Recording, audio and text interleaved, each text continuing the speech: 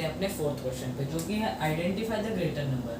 4 raised to the power 3 और 3 raised to the power 4 में ए part है, इसमें हमें बताना है कि कौन सा ग्रेटर नंबर है।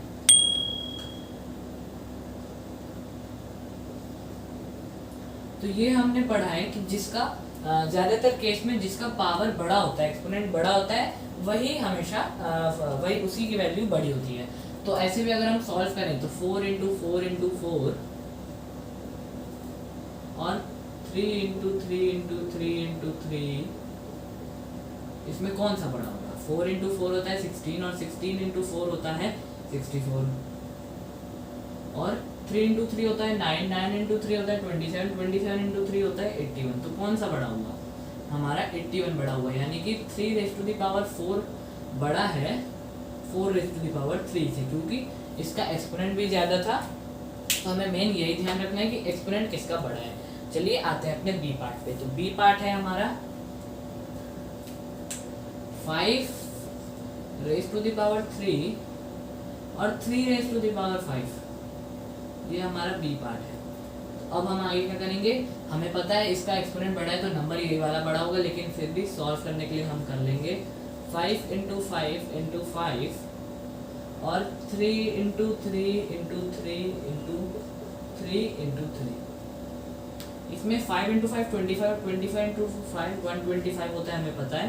और 3 यहाँ तक हमने निकाल लिया था कि 3 raised to the power 4 81 होता है, और 81 × 3 हम जब करते हैं हमारे पास आता है 243।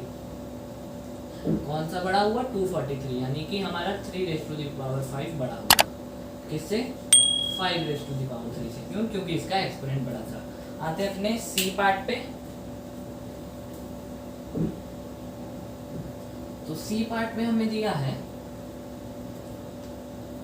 2 raised to the power 8, 2 raised to the power 8 और 8 raised to the power 2। तो 2 raised to the power 8 कितना होता है?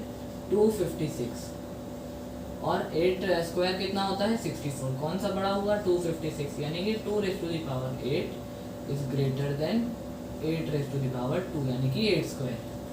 आते हैं अपने डी पार्ट पे, अपने डी पार्ट पे।